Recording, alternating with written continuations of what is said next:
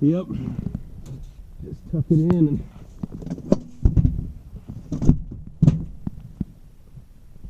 so I set the brake. I make sure the fuel knob's out. I go to full rich.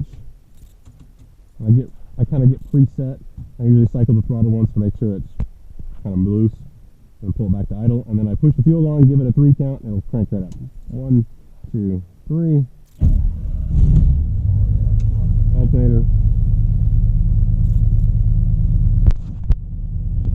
And that's it. That's a pretty typical starting sequence.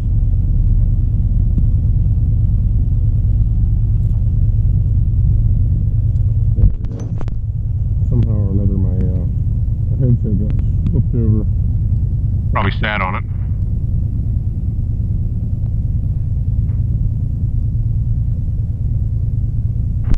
Dine on Skyview. Oh wow, that's sharp looking. I'm gonna just open this while we let the engine warm up.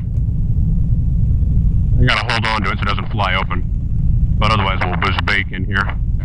So the Dynon, it has an AHRS, so all your attitude reference and all that, and you can see you have the artificial horizon display. You have the synthetic vision. You have your airspeed tape here. Right now it's showing 0, but it'll scroll up and down with the number in the middle. You have your altitude tape, same thing. It'll scroll up and down with the altitude in the middle. That is the rate of climb indication, so it'll show plus or minus. The angle of bake up on top there, and this slip skid ball. Your compass. Oh. The Skyview has a built-in autopilot, so it'll drive autopilot servos. Really? I don't have the servos, yeah, but it's just included in the software. It's just there, Yeah. So if you want the autopilot, you hook the servos up, and it'll track course. And all A1 that. Echo is ready for takeoff. 30 traffic in the area. Please advise. This is the GPS antenna. wow. So it has moving map. So I'll show that in a second. So that's the basic primary display. Then you have your altimeter No setting. traffic talking. 3081 Echo is pulling on the 30 active for departure to the west. And then you have your 1 Echo. density altitude Right. calculation. So makes it easy to kind of see the effects of temperature and all that. This will populate once we get moving. It'll show your true airspeed and ground speed. Ground speed based on the GPS speed. And then it calculates true airspeed based on altitude and airspeed and all that. Wow, that's a lot of information in one little. Exactly. Yeah. Yep. It's all right there. Now this piece here is the angle of attack indicator. Right now it's not showing anything. It's just got one little red chevron. Yeah. But as we get air flowing over the wing, it'll give us a display of how high our angle of attack is. Wow. So red meaning a really high angle of attack, and then as it starts to fill out, you'll get a couple more red, then you'll get some yellow, then you'll get green. And so when you have all the green showing, you're at a really low angle of attack. And as the green starts to disappear, and then the yellow starts to disappear, it gets higher and higher. So that comes in handy for landing and things like that. Maneuvering, especially. Wow. Over here, all the engine instruments. So starting at the top here. A1 Echo, final call, Raymond. This is the RPM. So you get the kind of the needle. 81 Echo, I hear you. Thank you, sir. So you get the graphical sweep of A1 Echo, final call, Raymond. A1 Echo departing to the west, passing through 1,000. and you can set all your limits. So like right here, I've got my maximum RPM limit. Jabiru has like a restricted cruise setting. So this little yellow blip in the middle there, they say just don't cruise there for long periods of time because of a harmonic that develops in the engine. Yeah. So you can program that in with a little yellow, so it flashes yellow if you're in there. Yeah. So that's cool. That is. Over here you have all your temperatures. This is your cylinder head temps here. So you've got each one. Yep. Oh, that's all nice. 6 cylinders, and then your exhaust gas temp, and it gives you a bar or a line. So the lines are the CHT, so you can kind of see how consistent they are, and then the colored bars are the EGTs. Yeah. And if any one of these is out of limits, it'll turn yellow or red depending on. So I have both yellow on the bottom side for too cool and on the top side for getting too warm. Like right now, the engine's warmed up, and I got.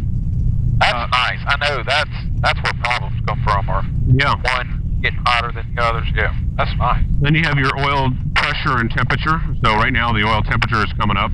I like to get it over 100, really ideally, but at least rising. Because sometimes when it's really cold out, you just can't get it over 100 till you're airborne.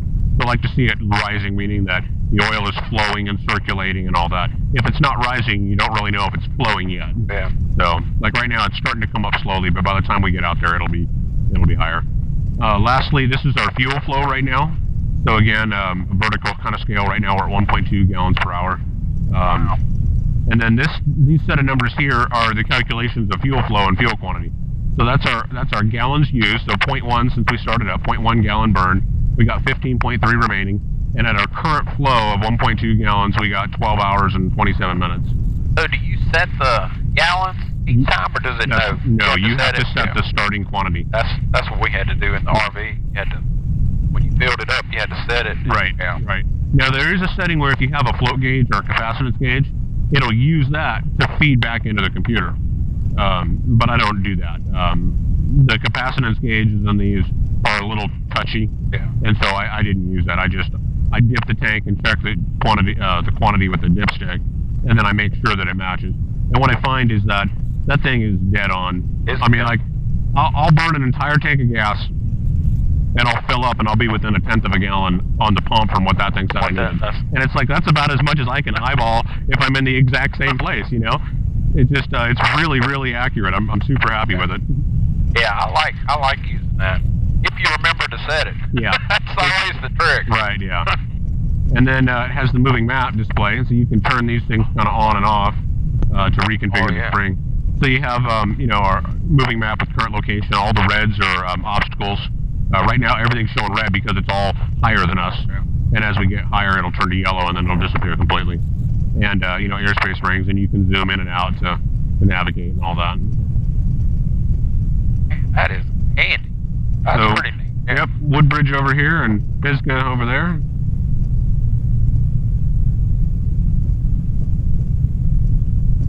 Alright, we'll turn that off.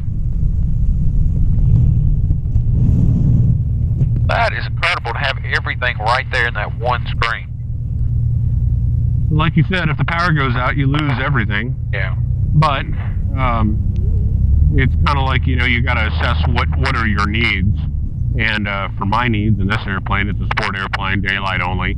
I can live without any of that. So I kind of take the risk of losing everything for the simplicity of a very simple, clean panel. Yeah.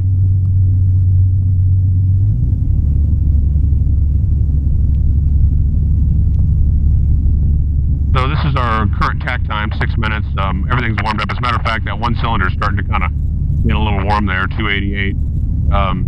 That's like a typical cruise temperature, maybe a little bit lower than that. So the engine's warmed up. It's basically at cruise operating temperature. We got 100 degrees on our oil temp. We're ready to go fly.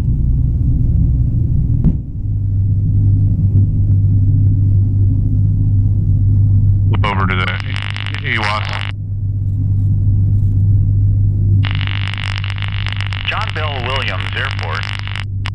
Their observation 132 Zulu. Wind variable at 6 knots. Visibility niner. Sky condition few at 5,500. Few at 7,000. Temperature 27 Celsius. Dew point 24 Celsius. Altimeter 3014 inches of mercury. Remarks. Density altitude 1800. All right, we're in good shape. So we'll just do the run up. That's the last thing on the checklist, really, and then we'll get ready to move out. So we'll just go up to about 1,800 RPM, and we'll check both ignitions, and that's about it. There's nothing else to check.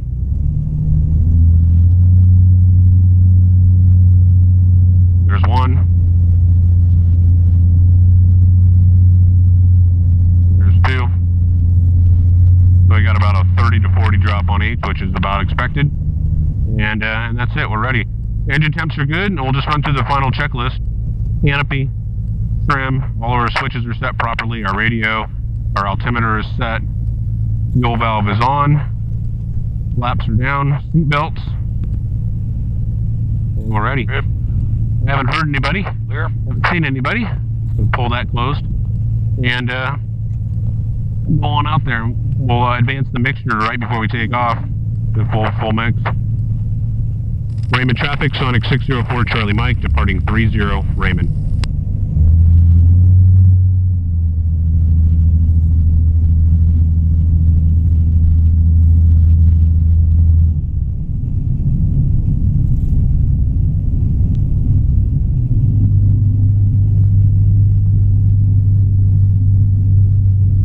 Alright, mixture goes rich, stick comes back, we're gonna bring the throttle up.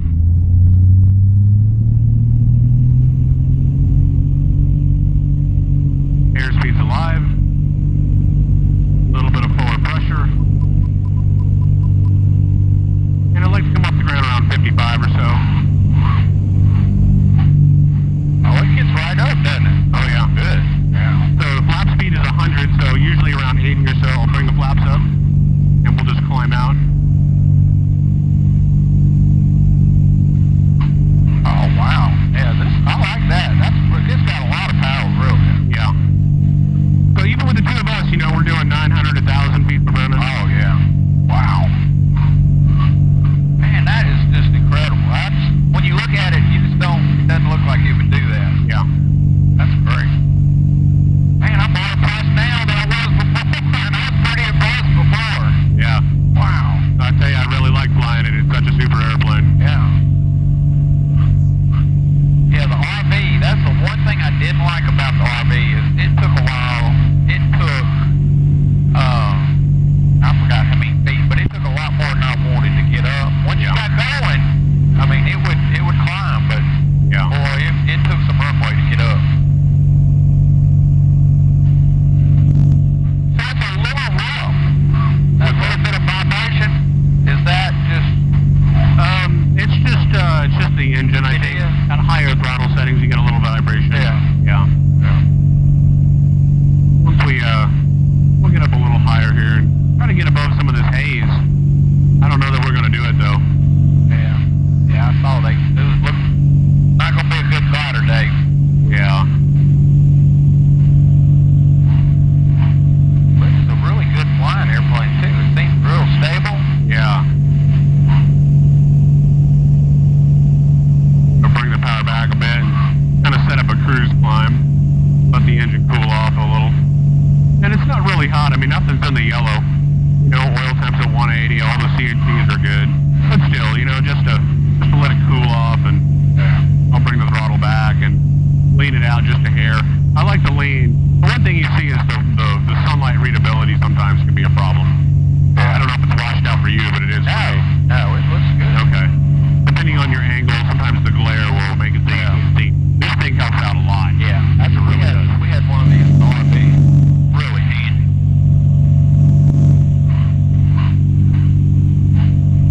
I am really, really impressed with this, Jeff.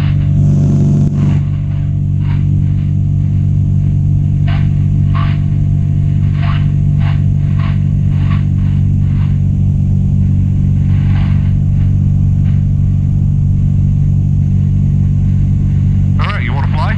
Yeah. All right, you got it. You're. So do you use much rudder? No, not. I mean, just a touch going in and out. I mean, you can almost just forget about the rudder. It's really well behaved. So why don't you just kind of fly over that way? We'll go up to about 3,000 or 4,000 feet. So just do kind of a gradual cruise. Right now, this is about a level flight attitude, maybe a slightly nose high. So just climb us out. Maybe get a feel for it. Once we get up, 3,000 or 4,000, we do some turns and really kind of check it out. Go up.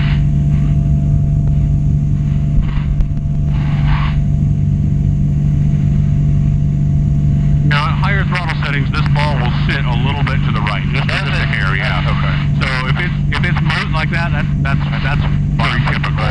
Yep. It'd be nice if I had an adjustable rudder tab, because I need a whole lot more at high throttle than I do at low. But I kind of set it where it works for most of the time. So.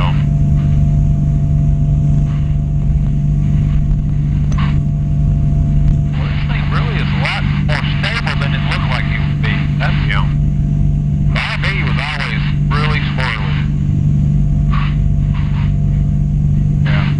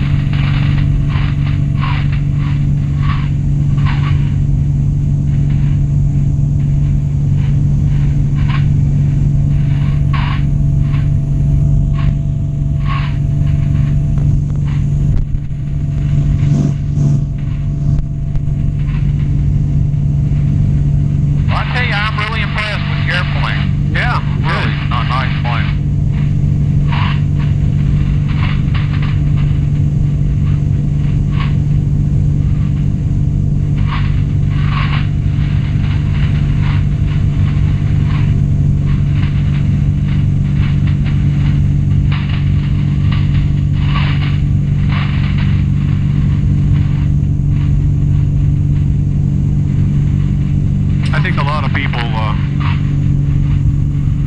don't know if that was us or somebody else. Sometimes when you do a lot of 360s, the TIS out of Jackson is picking us up on radar. But we moved and came back around and we're getting our own radar return. And so it comes up, we come up as a traffic conflict because we made a quick 360. Occasionally that'll happen, but that one just flashed at traffic over there. I don't think that was actually... got traffic on here? Yeah. Oh, really? So 2,000 feet above us, plus 20, going that way. So that could be somebody coming into Jackson. It's kind of heading that way, or into... Anyway. Yeah, it's all off the Bodas transponder. Oh, wow. Now, it's not ADSP or anything, but it only gets the signal that Jackson broadcasts. Oh, that's really nice.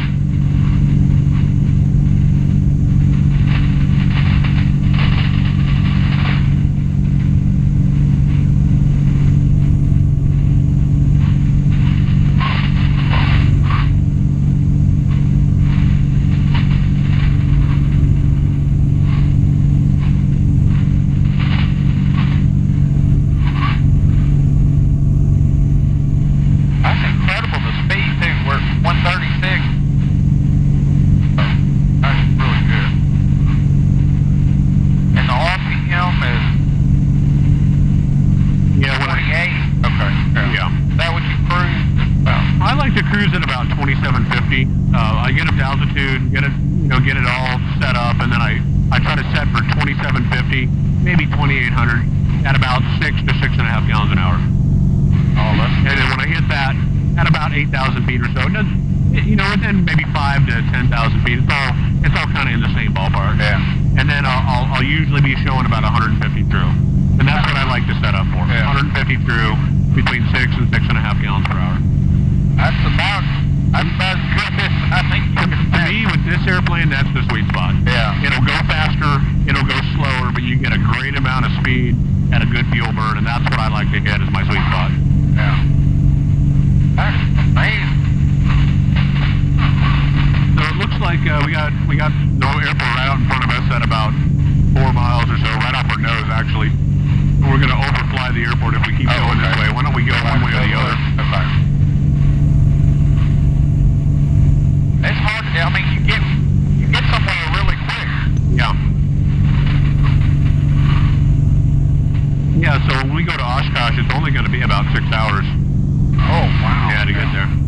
So it'll be a pretty good trip. Oh, wow. Yeah. Probably the most limiting factor in using this for travel is just it's a smaller airplane. You can't really pack it up full of all your stuff. And Tell you what, you've got as much room back there as we had in the RV. yeah, I don't know if you can fill it up. well, I fell it all the way to the top. Have you? Yeah. Oh, yeah. Yeah. So like for 2 people, if you pack light for camping, we've done that 2 times now. Yeah. Where we take our clothes, for a week and some food and some camping gear, and we go camp. We went to Sun and Fun this past year and camped there. So I mean, it'll do it. Really? But you're packed to the gills when you do it. It's no bear hawk. That's what me and Van went hunting, and we had joined a lease in Illinois, and my first trip in that plane, I got signed off like one day. The next day we loaded it up, and we did the same thing. We packed everything we could get in it, and filled it full of fuel, and then took off at Harold Field, and we were a little overloaded. Yeah. But there wasn't any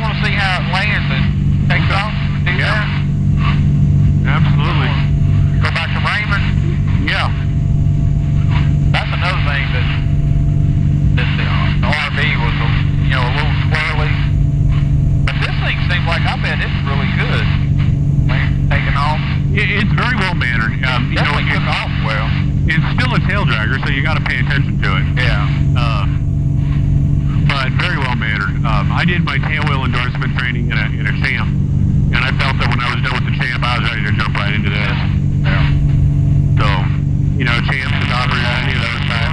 No problem. Northwest, down 36 at Purple.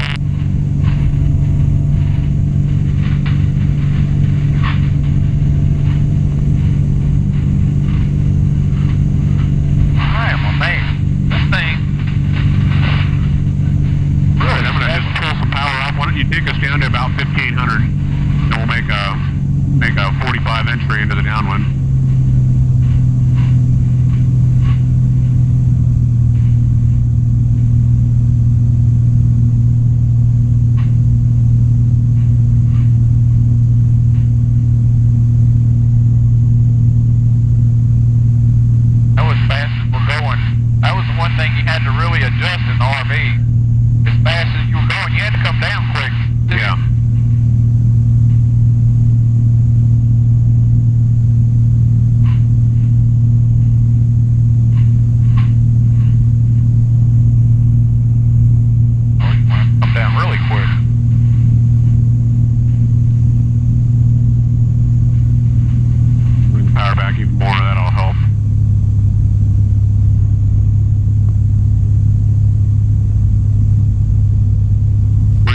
Sonex 604 Charlie Mike, 4 miles west, we'll be entering on a 45 for downwind, 30 Raymond.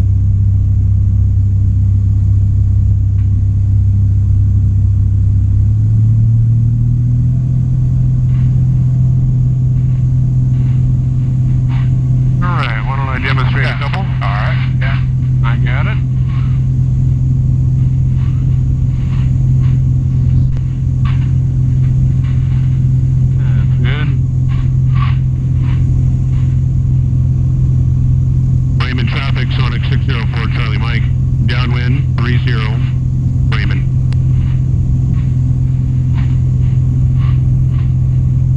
That's the first bump I think we hit today. I know it.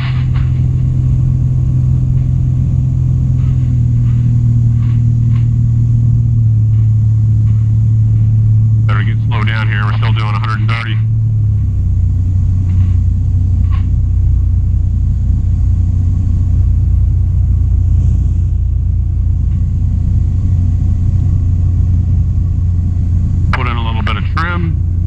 Start getting it slowed down. Flap speed is 100.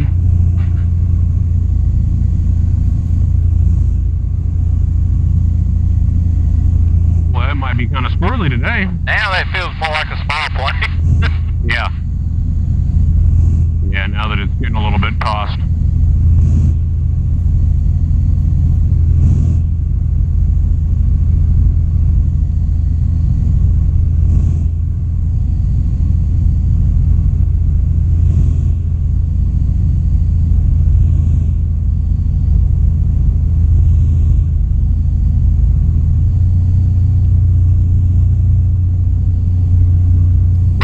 Sonex 604 Charlie Mike, base 30 Raymond.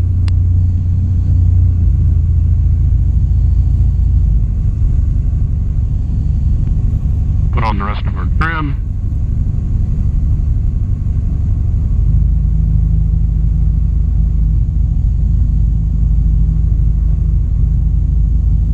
I'm a bit fast and a bit high. Put on the rest of our flaps. These flaps, you know, full flaps start to bring you down pretty quick. Yeah. So I'm a little cautious before I put them on, just to make sure that, you know, I don't have to really drag it in with power.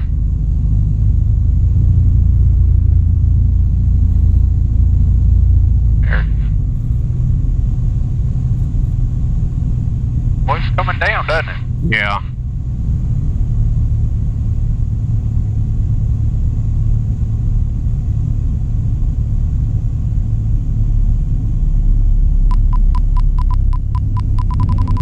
Oh, wow, yeah. All right, mixing the rich.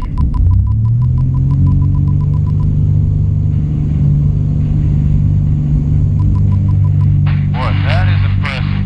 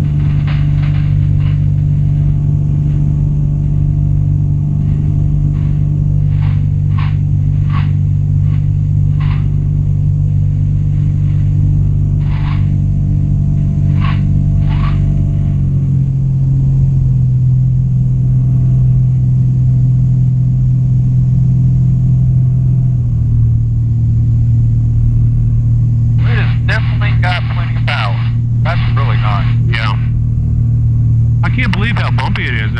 It's really starting to kind of roll a bit out here. Yeah, we're right on this layer of clouds. Yeah.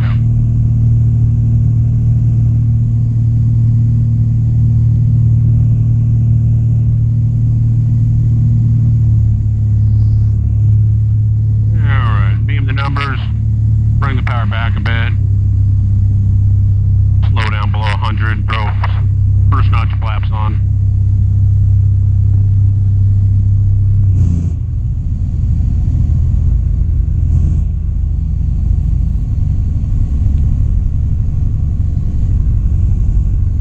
Raymond traffic, Sonex 604 Charlie Mike, base 30 Raymond.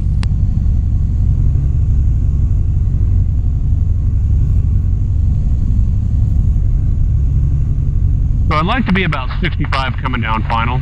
But I don't like to slow to 65 until I'm on final. Yeah. And on a day like today, even more so, because I'd rather slip it in and dump some speed. Yeah. Yeah, just, it gets a little uncomfortable, you know.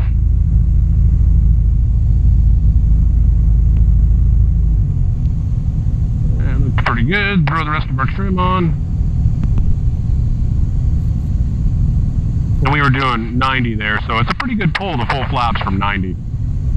You know, at 70, it's no problem.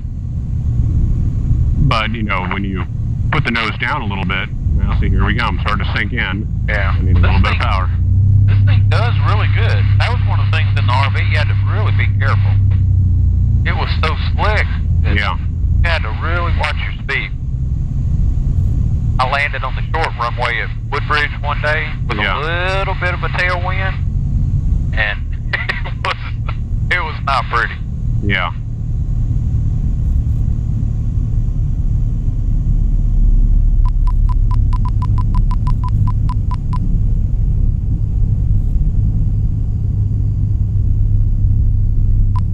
Yeah, you've done that a few times. Yeah. It does nice wheel landings too. You can see, you know, it kind of darts as you're decelerating, but no worse than anything else. Yeah. And that's really good for such a short plane. I mean, You want to taxi us back? No.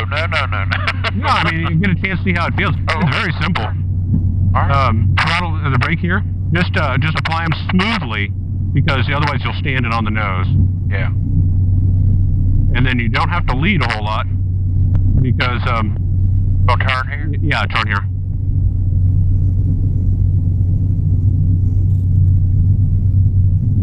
Oh, it does turn really good. Yep. Tail wheel. Yep. The only way you really get in trouble is if you wait too late to do something, or you really get on the brakes and it'll stand it on its nose. I'm gonna pop this while we drive. And we'll just head back over to the sea hangars.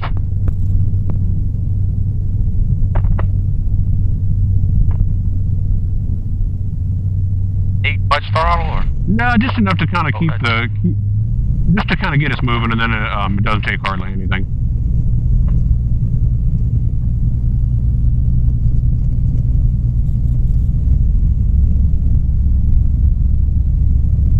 Visibility is pretty good. You got to look out the side, and slight S-turns at times. I can see in front. Most tail wheels, you can't see anything in front. Yep.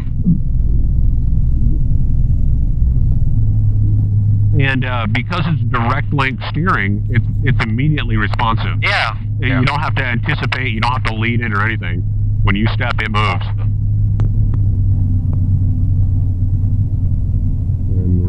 The taxiway jogs, so we got to turn this way. There we go. It's because when they realign the taxiways, it...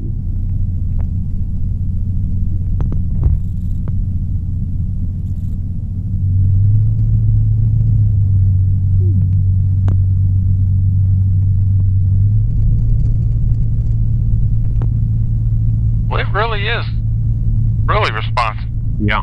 Most tail wheels are really got to plan ahead before you want to do something.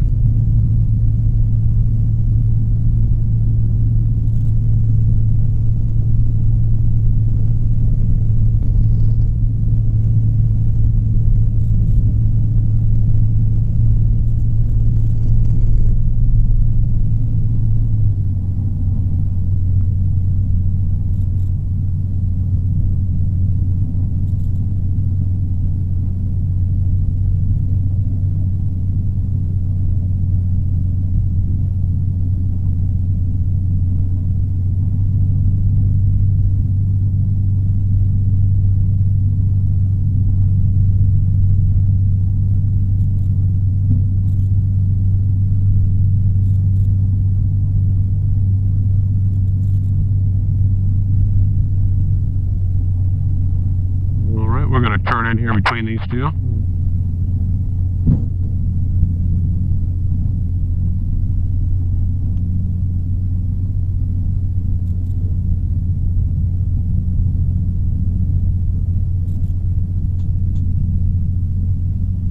So like that's a good example. Normally it would tend to overshoot when coming out of that turn, because the springs would stretch when you go to level out, and it would overshoot that turn. You'd have to anticipate and take it out literally. And here you don't have that problem. Yeah. When you take it out, it stops turning. Yeah. So it's really well behaved on the ground. It really is. Yeah. When you said take it on the ground, I was like, not a tail.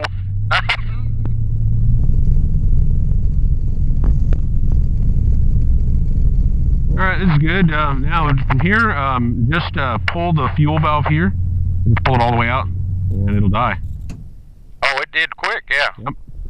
Push this in, or pull button and out. Out. And that just shuts off, in case there's any kind of fuel flow into the carburetor, it just shuts it off completely. Alright, 50 minutes. It's a good flight. Okay, how much?